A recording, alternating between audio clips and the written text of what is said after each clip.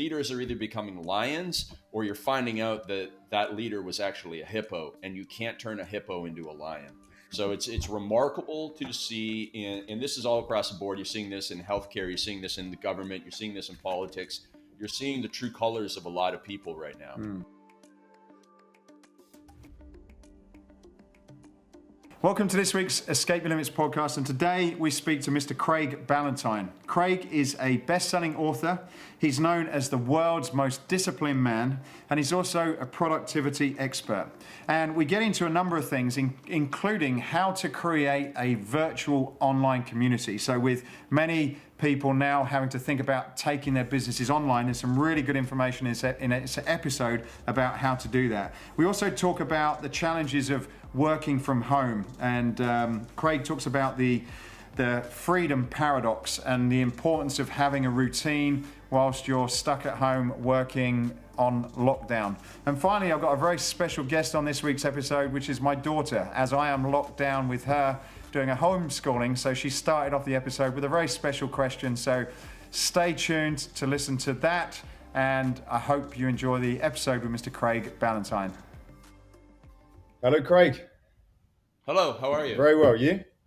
Yeah, real good, thanks. Excellent. Well, thanks for doing this. I know my wife was very excited about this. She's been getting me reading all your books and things that we've got in our cupboard. So I really appreciate you being able to do this interview with me today. Well, thank you. So we're at home. We're, have you got children? No, you don't. Okay, all right. Well, I do. I got a crazy dog. You got a crazy dog. Okay, so we're kind of like flung into this strange situation where we've got wives and children and homeschooling and businesses going on. So my daughter's been very familiar with the podcast I'm doing, and we sat in the car, talked about the interview, and she had this question, and I said, well, look, why don't you come on and ask Craig the question?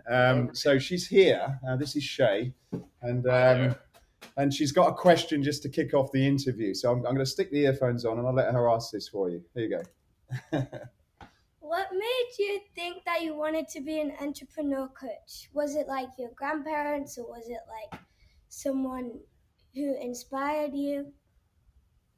It's a great question. I got fired from my job, so I had to be. Oh. I never thought that. That's a great question. And when I was growing up, I wasn't the type of kid who had the lemonade stand or whatever. You know, I had a job I was a little bit older than you, but I grew up on a farm, so I was working from about 8 years old. And then I got my first real job when I was 13, and I was paid $2.85 an hour to dig ditches. And I still worked for that guy for like 9 years. And even when I was done college, I got a job working from somebody else. And then I got fired from one of my jobs. And I thought, all right, I'm unemployable. I better start my own business. Okay. Thank you. Thank you. You're welcome. Bye. Yeah. Thank you so much. Yeah. Nope. I would call myself, my mentor, Mark Ford, wrote a book called The Reluctant Entrepreneur. And he uses the phrase chicken entrepreneur. And I'm more of a chicken entrepreneur instead of one of these wild risk-taking entrepreneurs. So that's good in times like this. But in the good times, I don't make as much money as some of my wilder friends. Yeah, that's right. Yeah, it's an interesting time. I certainly see myself, in some ways it's quite exciting because it sort of puts you into a very different position where you've got to think on your feet and you've got to be able to move quite quickly, which in an established business, pretty much as you've said, is not always needed. So I guess, what do you see, times like these, people, different people sort of thrive in different positions within a company or within a sort of leadership group, do you think? Absolutely. And so I'm like you. I mean, I'm invigorated more than ever to help people, and it's a new set of problems and puzzles. Now, if only there wasn't so much pain along with it. And for everybody listening, I have some business, many businesses, and some of them are in a lot of pain right now. I own 3 gyms. And, back to your question, I have a guy that runs 2 of my gyms, co-owner of my gyms in South Carolina, and my goodness, has he stepped in? His name is Daniel Woodrum. Has he stepped into his greatness as a leader? He was a very good leader before, but what he has done to galvanize the community, to then become a leader to other gym owners, to experiment, to do this all while having a 2-year-old and a baby that will be born in 2 or 3 months from now. It's unbelievable the workload he has taken on. But he knows what we're up against, and he knows the significance of the situation. And so you're seeing people like that, but you're also seeing people retract. So the leaders are either becoming lions, or you're finding out that that leader was actually a hippo, and you can't turn a hippo into a lion. So it's remarkable to see, and this is all across the board. You're seeing this in healthcare, you're seeing this in the government, you're seeing this in politics. You're seeing the true colors of a lot of people right now. And would you say that's similar to businesses as well, where, maybe, let's use the fitness space. It's something that we're both familiar with, but would you say that you've got these lions and hippos as businesses as well, where you've kind of had businesses maybe had a little bit of luck, got themselves into a certain position with a certain amount of locations, and then some of the new companies that have probably got all that energy and innovation that have not been able to make a break. Do you see this as a time where the playing field will be leveled a little bit more, and some of those lines will move forward? I would say it's not going to be leveled. The playing field will be decimated. And so the people that are lions, I would expect 70% of gyms to close before the end of April 2020. And then therefore those people that are lions will consolidate online members. We have a coaching client of ours who runs an Anytime Fitness, and he was featured last week on the Anytime Fitness website because of the innovation that he is doing within his gym to deliver virtual programs. I also sent an email to all my clients at the start of March, and I was laughed at, including by my business partner. He laughed at me and said, you're taking this way too seriously. And then 5 days later, everybody got on board. But I warned my clients well in advance and got them ready for it. So you do have these lions, some of these people who are just going to do everything possible to save their businesses, to grow. We're growing in virtual membership. And then even within your business, very much like this is an analogy to sports teams.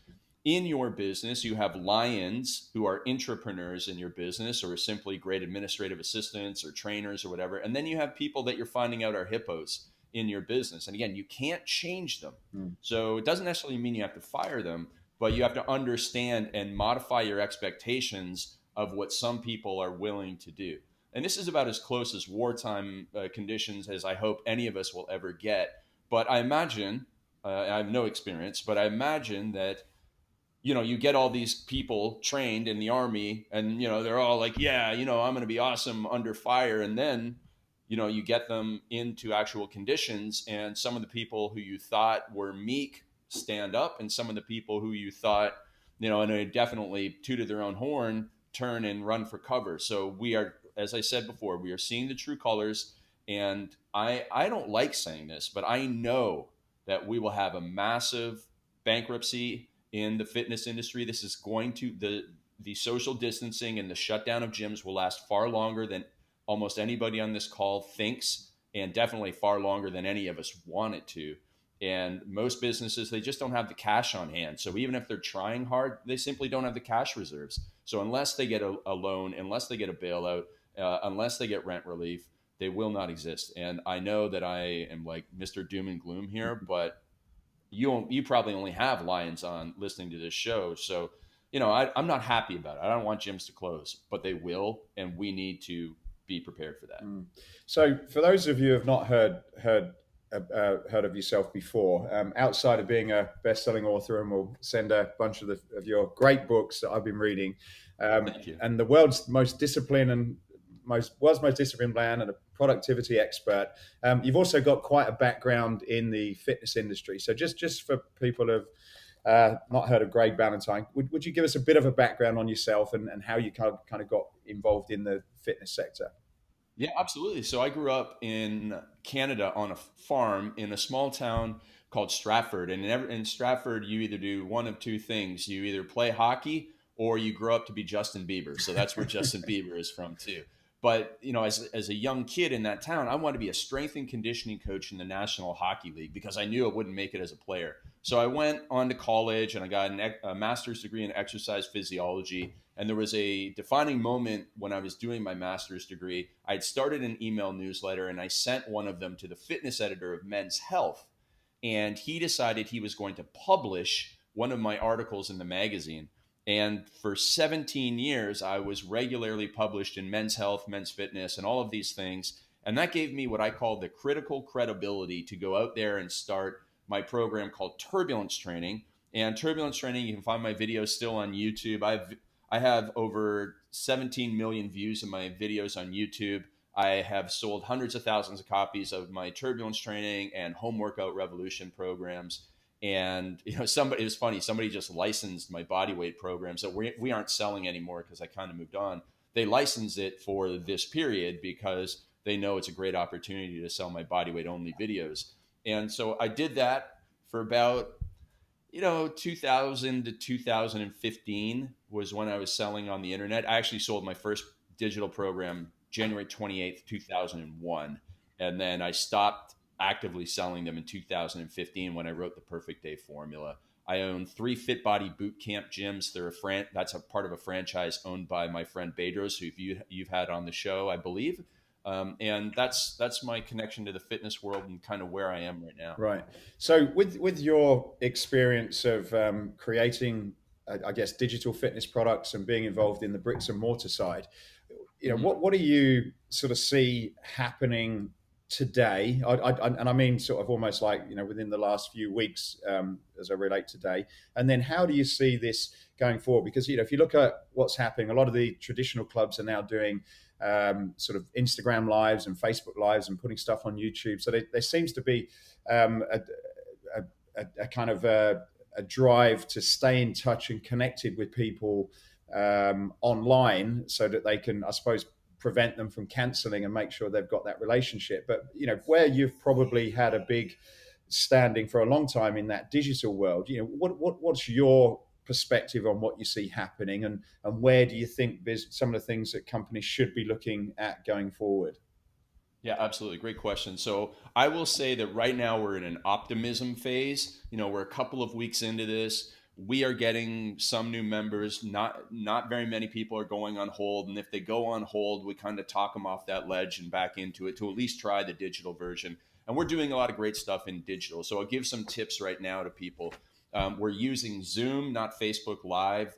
Facebook Live will stop you from using certain music. It doesn't allow great playback. So we've switched over to Zoom for all of our sessions. Plus on Zoom, you can see people's heads and that sort of stuff. But it's not just about the fitness stuff. We're doing daily meditation, daily nutrition, and we have such a strong community that a guy started coming on and telling a simple dad joke at the end of the day because people are very stressed in this time.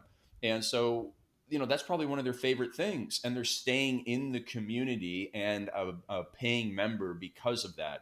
Then we're opening up the virtual at a lower rate to people who are not members. They don't get everything, and they won't obviously being a paying member of our gym later on, but we're opening it up, and maybe they will upgrade later on, but they're not paying the full rate.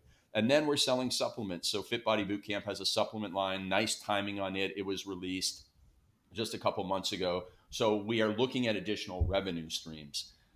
And then another thing that you could do, which we aren't doing, is you could then try and upgrade people into, well, you want one-on-one customized coaching, and you can get into online one-on-one coaching using Trainerize. So we have, in my coaching business of entrepreneurs, we probably have about, of the, a couple hundred people, 20% of them are gym owners, and then 20% are online coaches in the fitness space who use Trainerize and nutrition apps and all that stuff to deliver this and have no gyms. So you could do a hybrid of the two. You could try and go all online with your fitness facility or whatever. But what we're going to see is a lot of this stuff should have been done a long time ago, but it was easy for us to solely survive with our gyms as the in-person thing. But what we're going to see, like if here's a great juxtaposition, right? On the day that SoulCycle started to, was forced to shut down, SoulCycle's revenue tanked, Peloton's went up. So if SoulCycle wouldn't have been ahead of the curve and done more with their online, they will exist in 12 months. I don't know if they'll exist, in 6 to 12 months from now. So we all should have been delivering more online, and it was a matter of time. Now it's forced us in it. So when we all come back to being able to do in person, and it'll be weirdly different. People, even though they know their neighbors are healthy, like everyone's going to have suspicions about the Yeah. person next to them in the workout. And Soul Cycle, when they were trying to keep things going, they were putting every other bike is available. And now there's going to be fewer people in classes. So, if you used to get 50 people in a boot camp, no one's going to be in that room. They're going to be like, this isn't safe until probably spring of 2021 when there's a vaccine that's been for everybody. So you have to consider, like, when we go back to normal, it's not normal, it's the new normal. And you will need to complement your business with additional online training and take the community online, because people are always online. So there is optimism. I'm a short-term pessimist, long-term optimist. I use what's called the Stockdale paradox. And if people don't know Admiral Jim Stockdale's story of being in a Vietnam prison for 7 years in the war, he confronted the brutal facts every day, but he knew he eventually would get out. And the people who thought things were going to go back, they were going to get out in 3 months, they were going to be out by Christmas, those guys died because they got to Christmas, they didn't get out, and they lost all hope. So I am brutally pessimistic today, but long-term optimistic. Yeah, I think that's a good way to look at things. Definitely, You have to. And it's interesting that you say, a lot of these business models, particularly some of these boutique studios and these boot camps, are that they're very much designed on a certain number of people in a class and getting as many people as you can into that footprint based on your rents. And I suppose this is, with the social distancing, as you've referenced, it's probably going to screw that whole financial model up, I guess. And is that where you can't see it being anything else? Now, the thing you have to consider with rents is it's not like there's a whole bunch of other businesses that are going to come in and take your spot. So, maybe you'll get rent relief in some way. There's a massive amount of government stimulus. Hopefully that'll be enough to get us all through until the social distancing becomes less of a thing. But yeah, I would expect that there's going to be a massive amount. People are going to be wearing, just in society, I expect to see people, mask wearing will become normal beyond this. It's just going to change us in so many ways. So, what are your thoughts on what it takes then? If we look at, you mentioned that Zoom is in terms of I suppose a tool, a piece of software. Zoom's more effective than Facebook Live, etc. But in terms of the product, you've got Peloton, which are delivering some really good virtual classes. So they're taking the club experience to the home, and you've got the interaction with the trainers, and there's some really clever technology that those guys have got and probably invested a small fortune in creating it. But what other sort of models do you think outside of just online coaching? What things do you think people can be looking at, and what do you think it's going to take to bring those ideas to market? Is the sort of group training model where people are paying to have a home workout and buy a bit of equipment something you think is going to work, or is it just really PT and coaching? What's your views on that? Man, that's a great question, and I wish I did have a crystal ball. I think this is that we all know. Let's use a diet analogy, right? A lot of people listening to this, they've gone through a competition, they've dieted down for summer. What happens when you are restricted? Well, you rebound generally. So on the bright side, I'm an introvert, so I'm okay with all this stuff. But there's so many people who depend on human touch. They need it. And this, we've only really scratched the surface of how long we'll kind of have to be away from other people. And it must be driving people nuts. So on the bright side, when we do get a chance to open again, I believe that people will flood back because, hey, listen, an online community is cool and all, but even me, the guy who's introverted and usually just spends 2 weeks by himself or with my girlfriend alone, by choice, I'm ready. I wish I could go back to that restaurant. I want to go out for brunch. And so we will see the pendulum has forcibly swung in the isolation, and it will forcibly swing, well, not forcibly, voluntarily swing. We'll just be like hugging strangers, by the end of this. So that's the good news. And it really comes down to building that community and that loyalty. And then you will have to think about that for the rest of your career.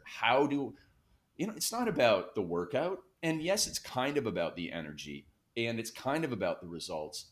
But the more we become the community for people, the stronger our business is, because humans have that hierarchy of needs and we want to be part of something. So if you're not already thinking about that, it doesn't consume a lot of your mind, please put more effort into it. How do we become that? And I'm grateful that I have a business partner running my gyms, because I'm not the type of person who naturally thinks that. I've always gone to the gym, done my thing. I go to the gym to go to the gym and leave. I don't go to the gym for the community aspect, but 80% of the average population, that's why they go in the end. Even if you have a big Anytime Fitness where it's just membership based, they still like to talk to this person that they've don't even know their last name of, who they've seen at the gym for 2 years straight every Monday, hovering around the bench press.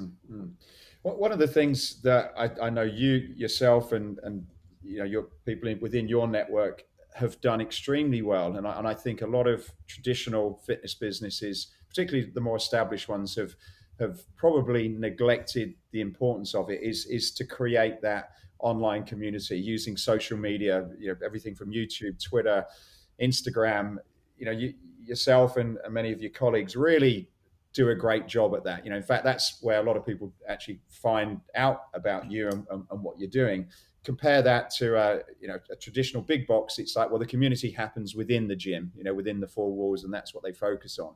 What are some of the things that now probably it's going to be more important to create that in and out of gym community? What are some of the things that you've learned over your careers about creating the community and the relationships of people when they are at home? What are some of the platforms that are successful for you, and how have you gone about that? Or even today, how do you go about running that?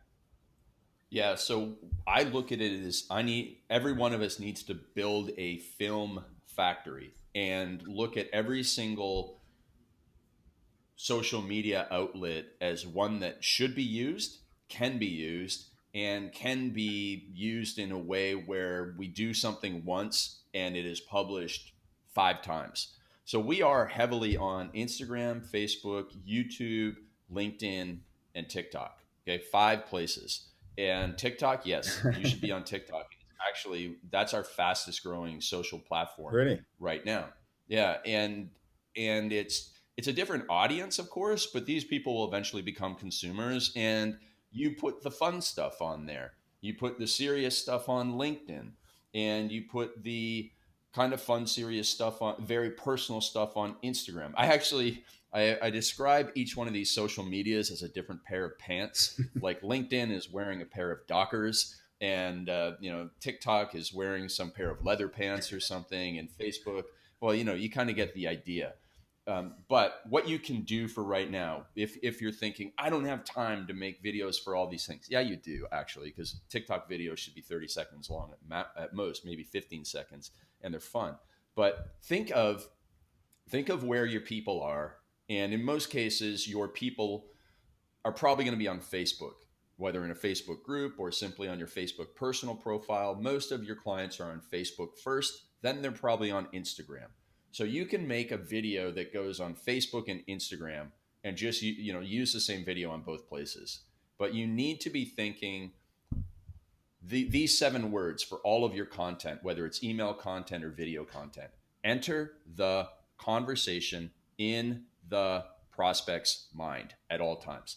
So just before this, I was helping my girlfriend. She has a beauty and style business, and we were going through April, and we were going through every day in April, and we were saying, she was looking at her ideal customer avatar, and we were saying, okay, whose name is Megan? And we said, what is Megan thinking on Tuesday, April 13th or whatever the Tuesday is, right? Maybe it's April 14th. Okay, well, she's now been under lockdown 3 weeks. She's stressed. She's stress eating. She's sitting at home in her sweatpants, and she got a Zoom call in 5 minutes. Okay, that day we'll make the Instagram post, how to go from sweats to Zoom ready in 5 minutes. And we actually did that post last week and got a great response. So if you do that, all of a sudden, whether you're making it, whether, and again, this works for email or a YouTube video or whatever, all of a sudden, your people start to go, whoa, are you reading my mind? How did you know I wanted that? Because if you're doing content around that versus, and I love Bedros Keuilian, he's one of my best friends, but he has this thing called Fit Pro newsletter and it pumps out the content and it's generic content. I'm like, we're not using that. We're not using generic content of, this recipe. It's just like, here, it's just content for the sake of content. No, we're putting out content for the sake of connection, not the content for the sake of content. We're supposed to send out an email newsletter every Monday, so we'll just send out this generic thing. No. We're going to sit there and we're going to think, oh my goodness, it's Sunday morning. And people are like really scared, but they really want to be outside. Oh, here's the video I got to make. I got to make something light, inspirational, and because it's going to hit them in the head with what they're thinking, and in the heart, it's going to fire them up, and it's going to seem like I looked into their mind and thought of what they were thinking, answered their biggest problem, and now they're like, you gave me hope today. That's what you need to be thinking with every piece of content you create. And when you do that, it sets you so far apart from everybody else. And not only will it connect greater with your community, but that's how it allows you to build a greater audience. So one of the interesting things that you've said there, you used the word avatar, enter the conversation with the people. I suppose, do you think that what's happened at the moment is going to put pressure on businesses that have probably got away with being generic, and it's like, we cater for everybody, to having to now be really niche down and say, look, this is who I'm talking to. I'm talking to Mary. She's 35 years old. She lives here, and be able to enter those conversations, as opposed to kind of, there are a lot of these big companies that do talk to everybody. And I suppose it's quite difficult to enter a conversation with so many different avatars. What's your thoughts on that? Yeah, definitely. So, we are coming out of the best of best times in a lot of ways into the worst of worst times.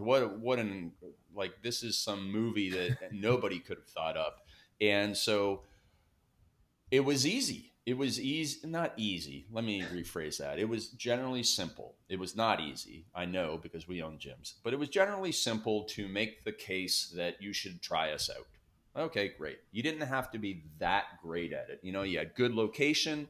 You get a lot of walk-ins. You have, you partner with Anytime Fitness. You got brand recognition.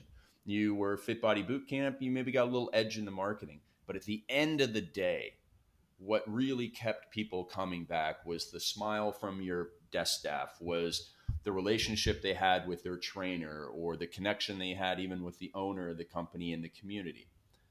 So yeah, that's going to be one of the separation points. But I think the biggest separation point is who's willing to take the most pain and persist through it, kind of like the hardest workout you've ever done.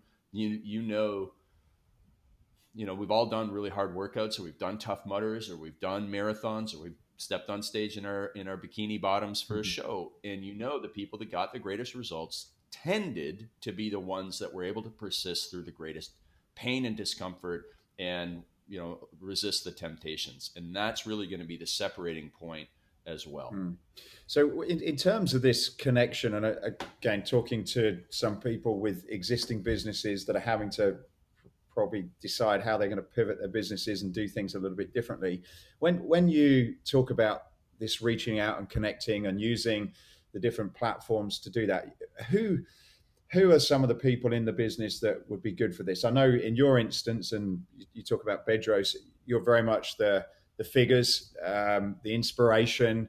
You kind of almost like your own personalities in some respects. Is this something that the business owners now need to probably get out from the back office and do this, or is this something that they now need to kind of work with their teams and say, well, look, there you go, Mary, there you go, Fred, get out, let's try and sort of have these conversations and put together a plan to develop these communities that you've been talking about? Yeah, you can't be hiding behind the name of the business. When people put For example, I had a client who was going through my Instagram course the other day, and I looked at his page, and he's got the logo of his gym. Nobody's buying the logo of a gym right now, and it has to be the personal connection. It's personal social media, and I don't care how much you don't want to be on it. The person down the street is on it, and now they've got a connection to them. And at the end of the day, everything else being equal, I'm going to do business with somebody I know, like, and trust. Great. You got great workouts on Zoom. They got great workouts on Zoom. You've got a Facebook group. They got a Facebook group. What's the difference? And a lot of it's going to come down to who you are. So you do have to step up behind it. And you don't have to like be doing Facebook lives every day if you're not comfortable with it. You just need to be showing your care and concern. And you just take a look at the people who you look up to in this time right now. Who are you looking up to? Well, maybe you're looking up to Oprah because she did this message, or maybe you like somebody you liked before. You're realizing their true colors and that you're not hearing from them, or it's one of these senators that sold the stock before they told everybody everything was going to be okay. Like that stuff, you can't hide that stuff. So yeah, you do need to bring that personal connection in it, but we're keeping all of our staff at the gyms on payroll, and they're doing the training sessions.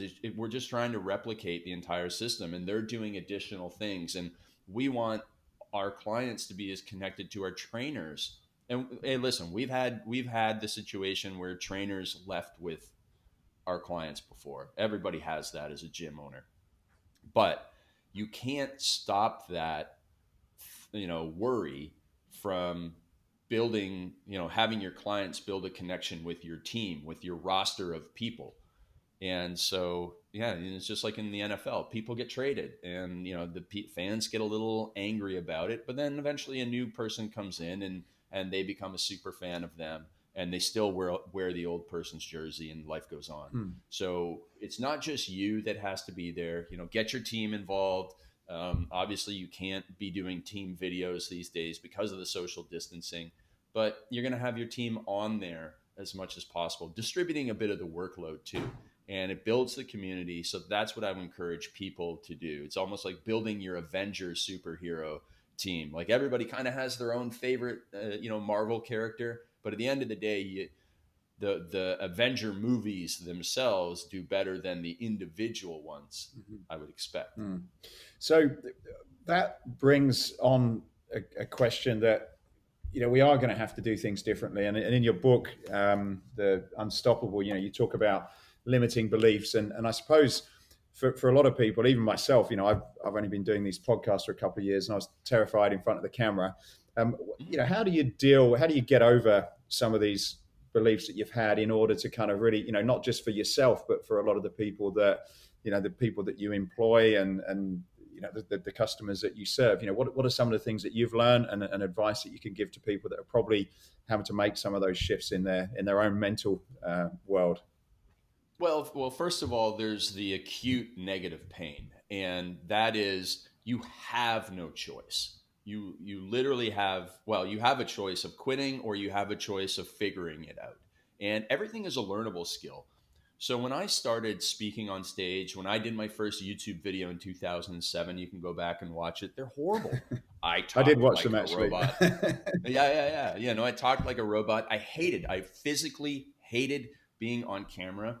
I would be drained energetically after a 5-minute video, let alone a 5-minute presentation on stage. And I still don't like making video today. And I still don't mind speaking on stage, but I don't like it. I don't love it like Brendan Burchard might. But I learned how to be very good at it and use it as a performance because I knew how important it was to what I wanted to accomplish. So if you realize, if you go back to what I said, I'm a short-term pessimist. The negative is we have no choice. But I'm also a long-term optimist. And if you have a strong vision for your future, I don't think your 3-year vision for your future, and hopefully everybody has a vision for how they want their life to go. They want to be living in this house on this street, driving this car and taking this many vacations and spending this much time with extended family. We're all still aiming for that long-term vision. It's just, like it's up here, and we thought, the path was going to be straight up the mountain. We didn't know we had to go down 10,000 feet into a valley and add another 10,000 feet to the climb. Well, okay, so be it. I still want to be here. And so if that's the case, you have to understand that everything remains, every skill in life is learnable. And you don't have to be a naturally high energy person. If you and I were having a conversation, I actually talk down in a negative tone like this all the time, and it sounds like I'm always angry. But when I get on these sessions, and when I'm not sounding like Dr. Doom, I realize I got to bring the energy. Nobody wants to listen to the boring monotone voice. I learned how to do that. I did the Tony Robbins thing. There's anchors that I do before doing certain things. Sometimes it's music. Sometimes it's simply putting on a shirt. This is my 11 out of 10 shirt. If you are watching this, and this is my mood all the time, even on the worst days of my life. I'm an 11 out of 10. That's my baseline. It has to be. I have no choice. And I learned how to be this. So everything's a learnable skill. And if you understand, resistance training, you get people to come into the gym, and they say, I can't do a push-up, or I can't lose weight, or I can't do that. And for us as fitness gurus, and, we know that that's not true, and we just need to convince them. So you need to put yourself in the shoes of your client. If you say, I don't know how I'm going to be able to get through this, or I'm not good at video, or I'm not a good leader. If you fill yourself with negative self-talk, you know that that's the path to not achieving the goal. So you have to go, okay, listen, if this formerly broke, struggling, socially anxious, introverted, binge drinking personal trainer who grew up on a farm named Craig Ballantyne can go from that, who, my mother, she just thought if I was an accountant, that'd be the greatest thing, because she was worried I was going to end up a drunk at the factory where she worked, or a drunk like my father was an alcoholic. He was a drunk farmer, and unfortunately he drank himself to death. She was worried that I was going to end up there. So there's no reason why I didn't end up there. I could have, but I instead chose this other path. And it is not overnight solvable, but you can get very good. So I will give you this. Like, I know people are thinking, I'm not good at video. There's no way that I can make video. So here's what you're going to do. Every single day for the next 30 days, you're going to hold the iPhone or whatever it is you have up in front of your face, and you're going to do a 1-minute video. And you don't have to post all of them. You should post some of them, but you don't have to post all of them. And you're not going to be done your day's homework until you film the 1-minute video. So, 17 seconds in, you stumble over a word and you go, and you start again. And here, I'll give you topics. 1 minute on your favorite book, 1 minute on the lesson you've learned from your children, 1 minute on what you got you into the fitness industry, 1 minute on your favorite exercise and why, 1 minute on the thing that drives you crazy about fitness myths in the world, 1 minute about why your gym is so amazing, 1 minute about your favorite trainer. Okay, you got a million topics. You can do a minute on these things. You do a minute every single day for the next 30 days.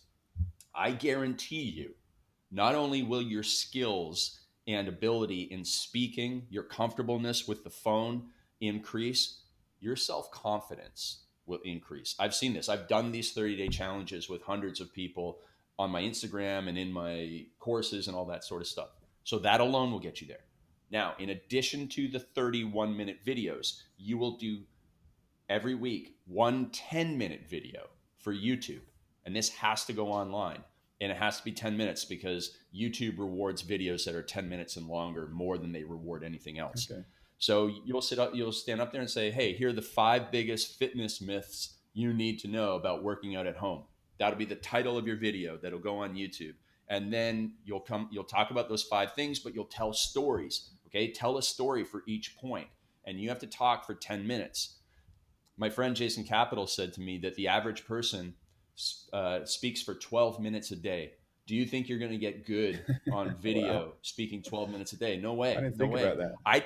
I didn't get good on video and interviews until I did 75 podcasts that were an hour long. And I've done 375, probably that's 375 interviews. I've also done 150 of my own and then 150 with Bedros. So I've done, a couple thousand hours of audio plus all the YouTube videos I've done, so I went from 0 to that over time. It's like 10,000 hour rule. I'm getting better and you will get better even in that short amount of time with just those short videos. Make that commitment, and people around you will go, that's amazing what you're able to do. And by being that, you'll be able to become a better leader online to your digital clients. It will make a world difference.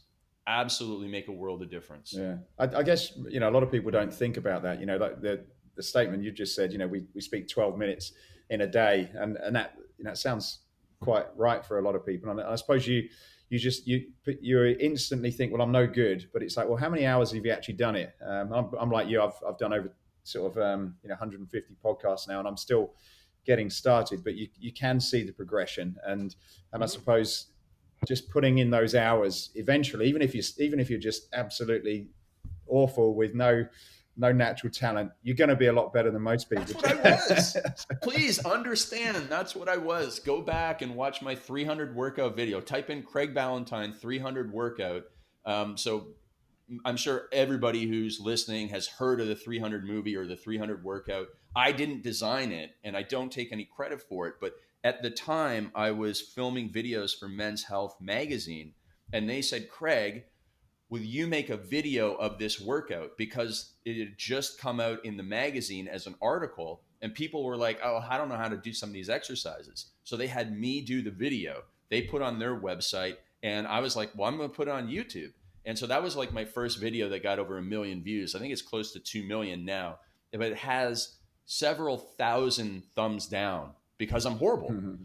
So I have more thumbs down on YouTube than 99% of people have views of all their videos, right? So I was horrible, and I am no longer horrible. And if I can do it, you can do it.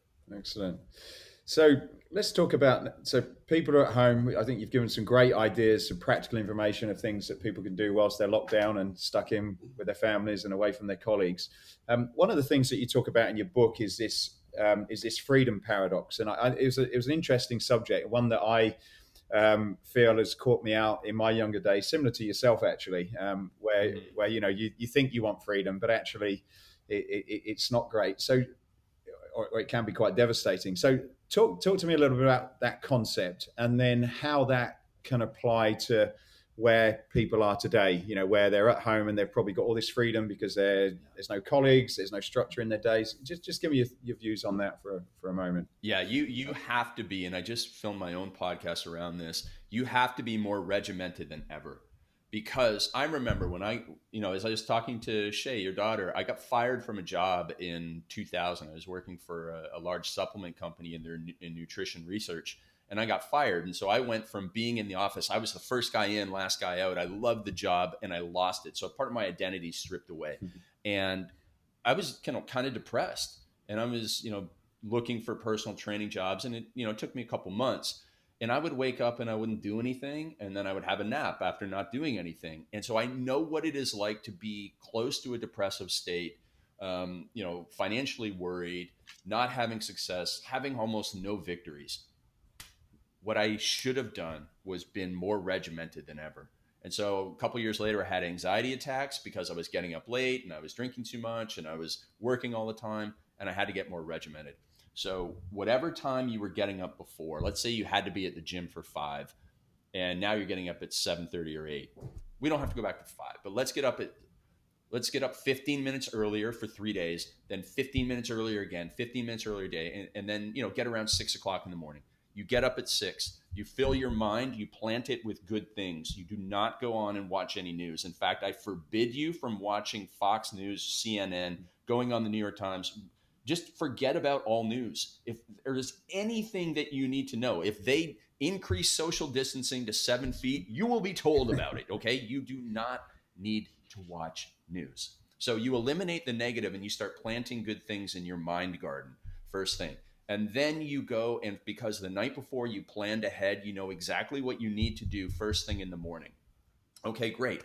I need to work on this marketing. I need to script out this YouTube video, and I need to script out this. And I need to work on the schedule for my trainer. Great. You do all of that. Then you get to check your email or social media. And then you post good stuff for other people. And then you have earned your breakfast and your meditation and your walk with your dog. So I do what's called the farm boy morning, where we get up and we go to work right away, and we don't screw around with too much morning routine stuff, because too much of a morning routine is just a perverse form of procrastination. Yeah. And then from there, you get into doing more administrative work, making sure everybody's good. You get in the Zooms and all that stuff done. You make sure the community's taken care of.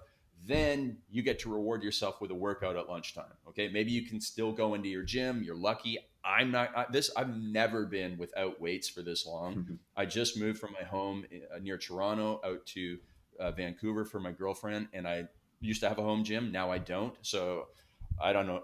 I'm as freaked out as many of your clients probably are. So anyways, in the afternoon, then you do some calls and meetings and stuff like that to be the lion leader your team needs you to be.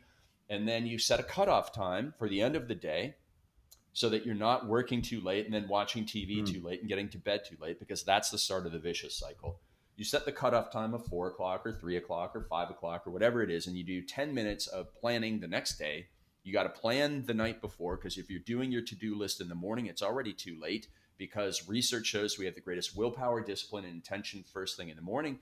And if you're planning your day, you're wasting that energy and that focus. So you do that, then you go and you switch your mindset from being on work to being off work and spending time with your family or yourself or your personal development or whatever it is. But you got to be like that, and your nutrition has to be on point. Just because you're at home, listen, the whole let's buy some potato chips and watch Netflix, the honeymoon phase is over. Back on track as regimented as possible. And again, you just simply have no other choice other than complete failure and defeat. I like that cutoff point, because I think that's the other end of the spectrum. If you are motivated, it's like, well, look, I'll just, you kind of run on, and it's like a little bit of family and a little bit of work. And then you end up being sort of tired the next day when you come in, because you've kind of, it's just rolled in. So I like the fact of saying, look, this is when we go home, this is when it finishes. And then you can sort of wind down naturally. I think that's an interesting tip. Yeah. And I think a cutoff thing is so important for everything. We need a cutoff time for our workouts. It's not 45 minutes and then, I'll make my workout a little bit longer, because then it bleeds in everything else. And same with the calls that you have, the meetings that you have. Everybody always has a start time. Yeah. No one has a cutoff time. That's right. And so cutoff times for everything. Yeah. And that way you'll stay on track. You need to be as regimented as it was for my friend when he went to West Point. Like he knew when we had this many minutes to eat. And you get used to it, and you become very disciplined, very successful. And what about in terms of building this habit muscle? It sounds, and we've all tried this. You get stuck into something, and you're okay for a few days, and like even workouts, and then people drop off. What have you found has helped you with that discipline to say, right? I've seen people call you the most disciplined man. How have you created that in terms of your behaviors from as a professional perspective? It's the exact opposite of what most people think. So everybody thinks, oh, discipline, Jocko Willink, this and and Navy SEAL. Listen, for the average person, the way that I became very disciplined was through subtraction. I used to binge drink. Okay, well, I'm not going to go to the same environments and hang around the same people and have the willpower to not drink. Nobody can do that. So it's removal of those environments and those environments with those people. I didn't have to remove those people from my life, but now I could only see them Saturday morning for a hike before they started drinking in the afternoon. I couldn't do the rest of it. So it's removal. You have a bunch of junk food in your house, or, as professionals, we tell our clients, if you have junk food in the house, you're going to eat it. I don't care if you put it up in the highest cupboard, etc. You're going to eat it when you want it. If you don't want to eat it, remove it, subtract it from your life. So everybody here who's like, oh, I got to sit down, I got to write this chapter for the book that I'm going to write while I'm on, lockdown. Oh, well, here's my iPhone here, and here's that book that I haven't picked up in 2 months, but now that I've got some work to do, I'll start reading the book. And then here's a bag of M&Ms. Okay, well, let's just remove all of those things.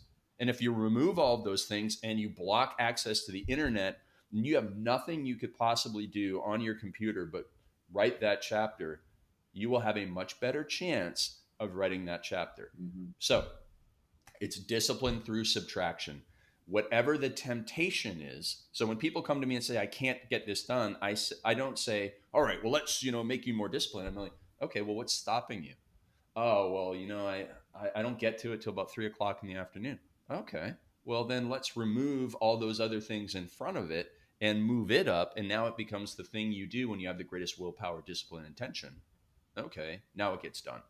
So again, going back to the morning routine thing, I've had a lot of people that I've worked with in the past, whether they're copywriters or book writers or even gym owners, and they want to do these 90-minute morning routines, and then they got to take care of the kids, and then they want to do their own workout, and then they want to do the hardest thing.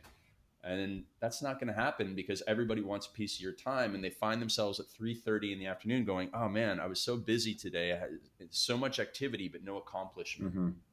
Well, yeah. So you got to switch it. If you're going to, you want to work out or you want to do an hour of power, if it's important to you, you'll do it later, but you got to start with the hardest things first. Eat that frog, as Brian Tracy said. So final two questions before we wrap up then, Craig.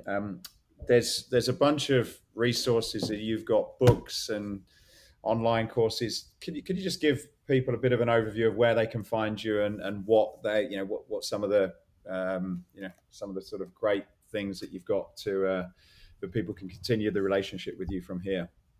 For sure. So I'm most active on Instagram. So real Craig Ballantyne there.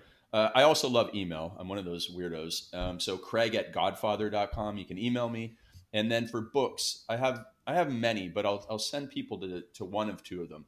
If you're really struggling with anxiety right now, get my book Unstoppable, and you can get that on Amazon, of course, or beunstoppable.book.com. And then if you're like, okay, listen, I just need more time, get my new book, Perfect Week Formula. That's even better than my first book, Perfect Day Formula. Good, actually, I must admit. Yeah, because I'm like, I wrote the Perfect Day Formula. I'm like, dummy, you wrote the wrong book. There's 7 days in a week. And you get a lot of feedback on like, what about this and what about this? And the funny thing is, I didn't even write the Perfect Week Formula. I told the stories to my co-author, taught him how to write in my voice, and I saved myself hundreds of hours. So perfectweekformula.com, or again on Amazon. Okay, fantastic. So last question, Craig. Escape Your Limits is about escaping what you've believed or told yourself is impossible and gone on to make it possible. What would you say is an example of where you've escaped your own personal limits? Well, when I had anxiety attacks, they were so bad. It was 2006 that I went to the emergency room twice because of them. And if anybody's had that anxiety, you don't think that the world will ever be normal. You're like, please just let my body feel normal, let my brain feel normal. So, I escaped those limits by being very proactive. I tried everything from Qigong, yoga, Tai Chi, meditation. I hated all of it, but I did it, and I turned over every rock, and I found some tools that allowed me to overcome it. So I'm a big believer in personal responsibility, that if you want to achieve something, whether it's writing a book or whether it's getting your gym back to healthy position or becoming great at video, you need expert advice. But at the end of the day, you need to take the action and just be persistent and never stop. And, we can overcome a lot of things. And at the end of the day, you need to understand that there's somebody with 10 times more obstacles and excuses in their way that are doing more with their lives than you and I right now. And like, we need to always be looking for these great inspirations and going, if they can do that, I can do this. Fantastic. Well, Craig, I appreciate your time today. Best wishes with dealing and navigating through this situation. I look forward to catching up with you again on the other side, maybe. Absolutely. We'll be stronger. All of us will be stronger on the other side. Absolutely. Thank you very much. Hey, I hope you enjoyed this podcast. If you did, then please go over to iTunes and subscribe to the Escape Your Limits podcast. Leave a review, leave a comment. It really would help us a lot to continue to keep these going.